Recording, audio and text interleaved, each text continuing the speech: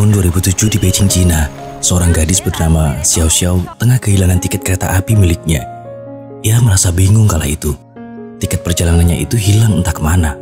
Beruntungnya, seorang lelaki bernama Jian Qing memberinya sebuah tiket. Tiket-tiket itu ia pesan berlebih, sehingga ia menyisakan satu buah. Mereka pun akhirnya duduk bersama dalam perjalanan tersebut. Jian Qing beserta teman-temannya serta Xiao Xiao ternyata akan pulang ke kampung halamannya, yaitu kota Yaojiang. Mereka duduk bersama menikmati momen kepulangan mereka.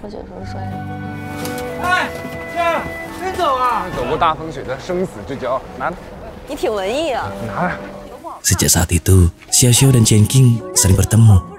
Bahkan Xiao Xiao telah bertemu juga dengan keluarga Jian Qing. Hal itu membuat mereka berdua semakin akrab.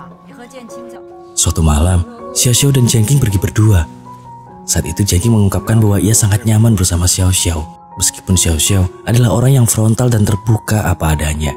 Hal itulah yang membuat Jian Qing merasa nyaman, karena ia merasa tak perlu berpura-pura dalam bersikap. Jian Qing dan Xiao Xiao adalah dua remaja yang merantau di ibu kota Beijing. Jian Qing tinggal di sana untuk melanjutkan pendidikannya, dan Xiao Xiao tinggal di kota itu untuk bekerja. Di malam tahun baru itu, mereka berteriak mengungkapkan keinginannya di masa depan, bahwa Jian Qing ingin menjadi orang kaya di Beijing, sedangkan Xiao Xiao berkeinginan untuk menjadi orang kaya juga dan menikah dengan orang kaya di Beijing. Suatu hari mereka berdua pergi kembali ke Beijing. Saat itu, Jian Qing telah lulus dari pendidikan lanjutannya. Ia tak seperti kebanyakan orang, di mana orang-orang selalu mencari pekerjaan setelah lulus sekolah. Tak begitu dengan Jian Qing. Ia mencoba membuat sebuah game, di mana ia percaya dengan itu ia bisa sukses. Ia juga membuka sebuah gerai game di sebuah mall. Ia berjualan gamenya di sana bersama teman-temannya. Suatu malam, Jian Qing bersama teman-temannya sedang makan bersama. Mereka kala itu didatangi Xiao Xiao dan pacarnya. Lelaki itu berperawakan culun dan lugu. Xiao Xiao bercerita bahwa pacarnya adalah seorang pegawai negeri, di mana ia sudah mempunyai rumah dan juga merupakan seorang yang mapan. Mereka akhirnya minum bersama, dan pacar Xiao Xiao mabuk parah. Jian Qing kemudian menolongnya sampai ke rumah pacar Xiao Xiao. Malam itu, Jian Qing mengejek Xiao Xiao dengan berkata bahwa pacarnya lebih pantas menjadi ayah Xiao Xiao. Jian Qing sedang cemburu kala itu, meskipun ia menyadari bahwa Xiao Xiao hanya mencari harta saja, di mana cita-citanya dulu adalah menikahi orang yang kaya. Beberapa bulan kemudian, bisnis Jian Qing tak mengalami perkembangan, malahan bisa dibilang mengalami kemunduran. Hal itu membuat teman-temannya memutuskan mundur satu persatu. Tak beberapa lama, Xiao Xiao pergi menemui Jian Qing. Ia bercerita bahwa ia mengalami nasib yang hampir serupa dengan Jian Qing. Hubungan kasih dengan pacarnya kandas. Hal itu disebabkan oleh orang tua kekasihnya yang tak merestui hubungan mereka, karena Xiao Xiao tak mempunyai latar belakang yang kaya. Mendengar hal tersebut, Jian Qing merasa gembira dalam hatinya. Mereka juga akhirnya tinggal berdua, karena Xiao Xiao tak mempunyai tempat untuk tinggal di Beijing. Keesokan hari, teman Jian Qing yang tinggal seorang juga pergi meninggalkan Jian Qing. Teman Jian Qing mendapat pekerjaan dan harus meninggalkan bisnis Jian Qing.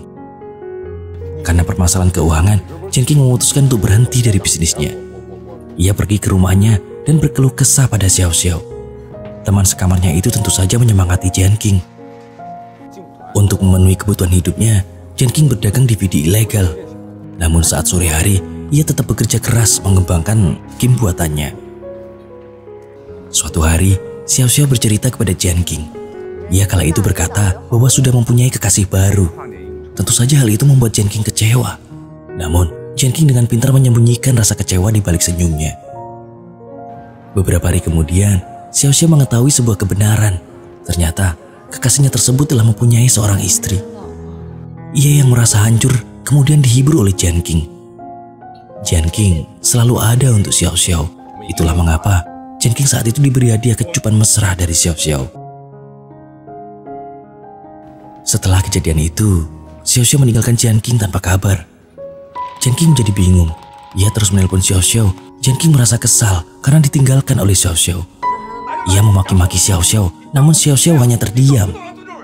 Ia tak menjawab sepatah kata pun. Sampai akhirnya Jian Qing sadar bahwa ia telah berharap terlalu dalam hingga membuat hubungan persahabatan antar mereka menjadi retak.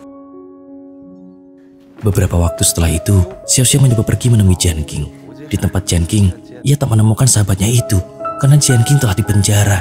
Hal itu dikarenakan Jian King menjual barang ilegal dan tertangkap oleh pihak berwajib. Di tahun baru itu, Xiao Xiao pulang seorang diri ke kampung halamannya. Tentunya tanpa ditemani Jian King seperti sebelumnya. Di sana ia menemui keluarga Jian King dan berpura-pura sebagai kekasihnya. Ia juga berkata bahwa Jian King tak bisa pulang karena ia harus mengurus pekerjaannya yang banyak. Ia juga berbohong kepada ayah Jian King bahwa anaknya telah menjadi seorang yang berkecukupan. Sepulang dari rumah Jian King, Xiao Xiao tak bisa membendung air matanya. Ia menangis lantaran merasa bersalah kepada Jian King karena ia tak bisa menemani Jian King pada saat ia tengah terpuruk, sedangkan Jian King selalu saja menemaninya di saat apapun. Keesokan hari, Xiao Xiao bertolak menuju Beijing kembali. Dan sesampainya di sana, ia menemui Jian King yang telah bebas dari hukumannya. Kala itu Jian King masih memendam rasa kecewa pada Xiao Xiao, sehingga semua perkataan Xiao Xiao tak dihiraukan oleh Jian King. Hari itu Xiao Xiao kembali bercerita tentang seseorang yang ada di hatinya.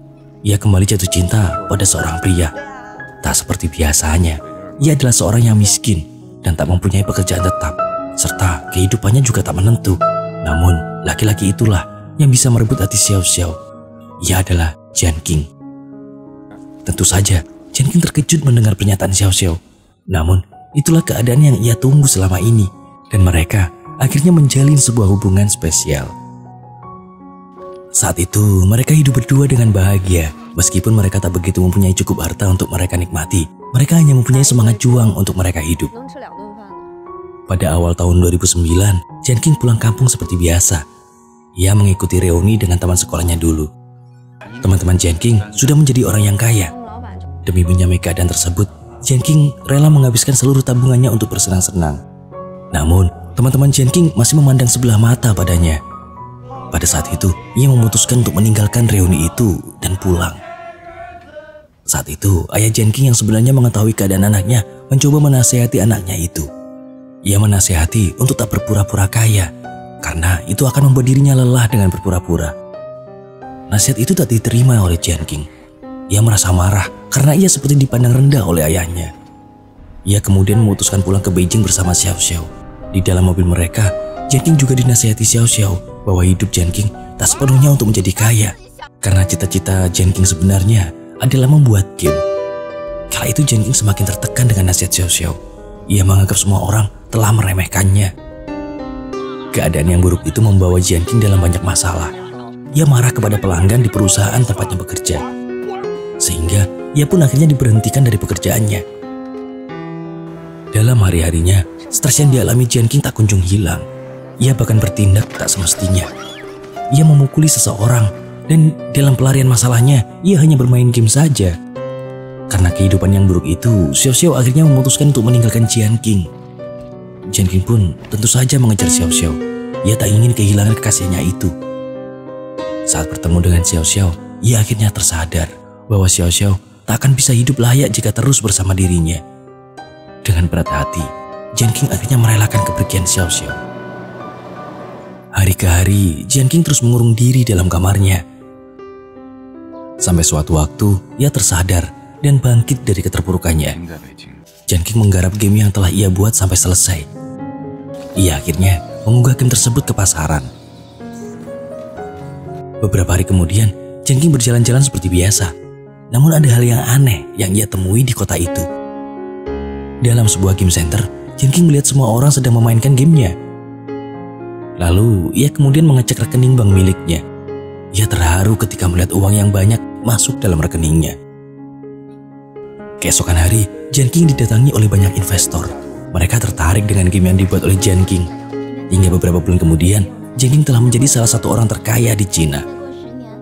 Hal itu membuat ia banyak masuk TV. Ia diwawancarai mengenai kesuksesan yang ia dapat. Jian King hanya menjelaskan bahwa ia bisa seberhasil itu dengan dukungan seorang wanita. Ia adalah wanita yang selalu menyemangatinya dalam setiap saat. Dan ternyata acara TV tersebut disaksikan oleh Xiao Xiao. Beberapa waktu kemudian, Jian King mengajak ayahnya ke Beijing. Ia membelikan rumah untuk ayahnya itu dan berusaha membuat ayahnya bahagia. Namun, tak lama setelah kesuksesan Jian King, ayahnya kemudian meninggal dunia. Kejadian itu membuat Jian King bersedih. Kesedihan Jianqing itu lambat laun menghilang. Ia kemudian menikah dan mempunyai anak. Di suatu waktu, Jianqing bertemu dengan Xiao Xiao di sebuah pesawat. Karena saat itu cuaca sedang buruk, maka penerbangan darurat dilakukan. Xiao Xiao dan Jianqing menginap dalam satu ruangan. Mereka bercerita banyak hal tentang kehidupan mereka. Saat itu, Jianqing meminta maaf kepada Xiao Xiao. Karena sifatnya lah, Xiao Xiao pergi dari kehidupannya. Ia juga menyayangkan mengapa Xiao Xiao pergi. Padahal jika masih bersama, mungkin saat ini mereka pasti menikmati kesuksesan berdua. Xiao Xiao pun berkata, jika saat itu Jianqing menghentikannya untuk pergi, pasti ia akan tinggal. Mereka berdua masih saling mencintai, namun keadaan sudah berbeda. Jianqing telah mempunyai seorang istri. Ia harus merelakan Xiao Xiao untuk pergi dan memberikan pelukan terakhir untuk kekasihnya itu.